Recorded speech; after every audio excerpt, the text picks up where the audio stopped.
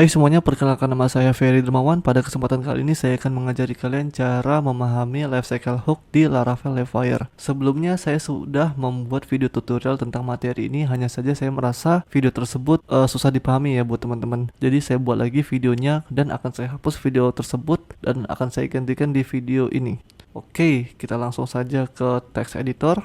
Di sini saya sudah menginstal Laravel saya dan juga saya sudah menginstal Livewire saya. Nah, sebelumnya saya sudah membuat resource yang namanya itu tutorial.blade.php. Yang kedua itu saya sudah membuat komponen namanya itu tutorial ya. Nah, untuk resource view-nya itu yang tutorial ini isinya itu seperti ini ya.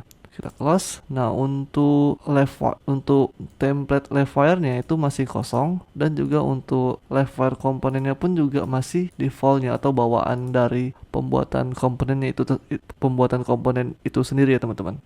Dan untuk komponennya pun juga belum saya apa-apakan. Dan yang terakhir sudah saya siapkan rootnya di sini, namanya itu tutorial dan saya panggil view dari resource. Oke, langsung saja kita ke tutorial. Oke, langsung saja. Di sini ada banyak lifecycle yang disediakan oleh Laravel Livewire-nya. Hanya saja kita akan mempelajari beberapa saja yang pentingnya saja ya teman-teman. Oke, langsung saja. Yang pertama yaitu lifecycle mount. Yang kedua itu lifecycle hydrate. Lihat di sini saya lupa tulisannya hydrate ya. Kita pastekan di sini. Yang ketiga itu nama lifecycle-nya updating. Yang keempat itu nama lifecycle-nya updated. Oke, di sini saya buat dua properti gitu ya. Setelah itu saya buat di sini properti namanya itu proses. Saya buat value-nya itu array kosong ya. Nah, di sini saya panggil properti proses, this proses kita isi sedang di mount. Kita buat di sini hydrate, di sini juga, dan di sini juga. Saya buat pembatas di sini sedang di render.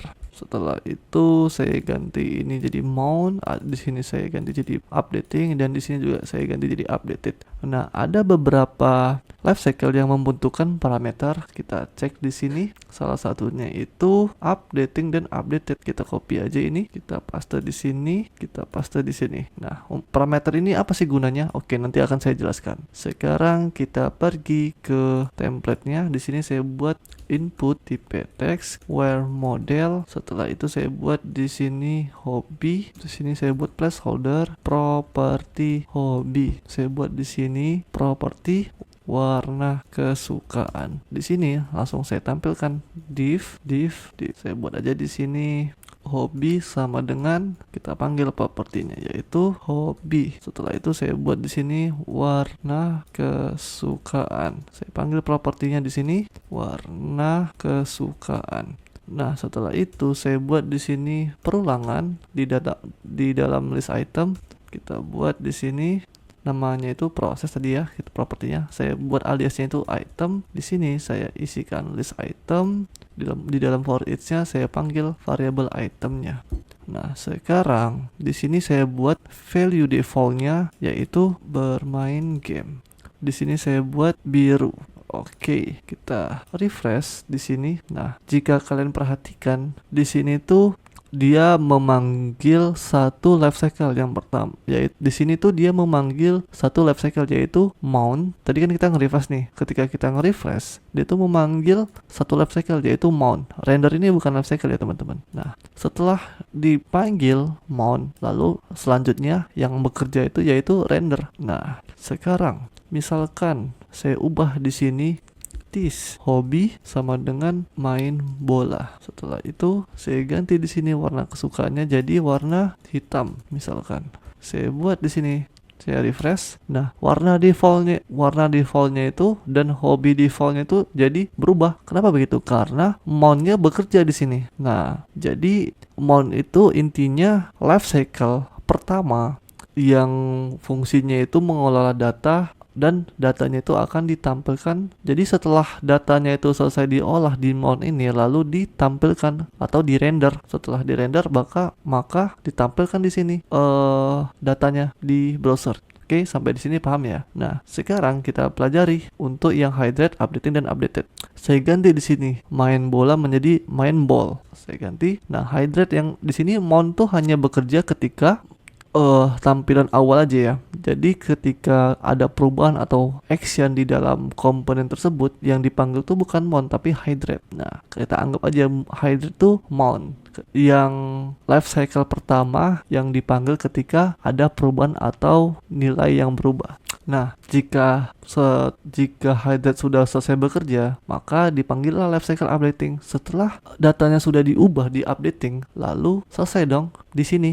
Nah, jika sudah selesai di updated, lalu ditampilkan di render ini. Nah, jadilah di sini menjadi main ball. Oke, sekarang kita akan pahami dua parameter ini, name dan value. Kita panggil di sini name dan value. Ini tidak bekerja variabelnya karena kita tidak buat petik 2. Kita buat sini petik 2. Ini saya copy, saya paste di sini, ini menjadi updated. Oke, saya refresh. Nah, di sini saya buat jadi main ball. Nah, ketahuan dong di sini ya, updatingnya bekerja dong.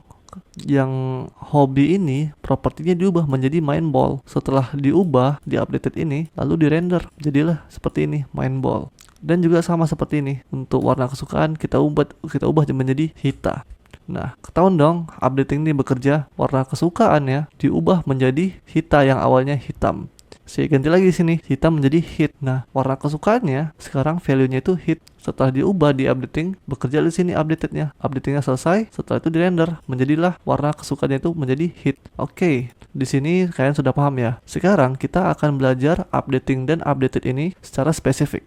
Misalkan saya copy ini, saya buat di bawahnya. Nah, di sini kan kita mempunyai dua properti ya, hobi dan warna kesukaan. Nah, sekarang saya buat di sini hobi, saya buat juga di sini hobi. Nah, aturan untuk penamaan properti di dalam function atau life cycle updating dan updated ini, huruf awalnya itu harus besar ya teman-teman. Oke, sampai sini sudah paham ya. Sekarang saya ubah ini menjadi updating hobi, di sini juga updated hobi. Sekarang saya refresh. Di sini ketika saya delete warna kesukaannya menjadi hitam. Nah, updating hobinya tidak muncul. Jadi ketika saya ubah di sini main bola menjadi main ball, updating hobinya muncul secara spesifik gitu ya. Oke, sekarang misalkan di sini kan kita mempunyai nama properti warna kesukaan. Kita buat di sini menjadi warna kesukaan. Ini saya ganti menjadi seperti ini. Ini saya ganti menjadi seperti ini. Nah, sekarang saya copy ini, saya pastekan di sini saya copy, ini pastekan di sini. Sekarang saya save, lalu saya refresh. Nah, saya ubah warna hitam menjadi warna hitam. Nah, kok nggak dipanggil updating warna kesukaannya? Nah, maka dari itu, dari left file-nya ada aturannya cara penamaan underscore ya, atau garis bawah ini ya. Nah, aturan itu kita tidak boleh menambahkan underscore di dalam function ini, di nama function updating dan updated ini. Jadi, cara menulisnya itu harus seperti ini, warna kesukaan. Nah, kata barunya itu harus huruf besar. Di sini juga warna kesukaan. Ini kita copy, ini kita paste ke sini, ini kita copy, ini kita paste ke sini. Sekarang kita lihat hasilnya. Kita refresh, hitam menjadi hitam. Nah, berhasil ya, kita panggil life cycle-nya. Oke, sebenarnya apa sih fungsi life cycle ini? Sebenarnya life cycle ini ya intinya alur kerja LiveWire itu sendiri teman-teman. Kadang kita butuh life cycle ini, kadang kita tidak butuh life cycle ini juga gitu.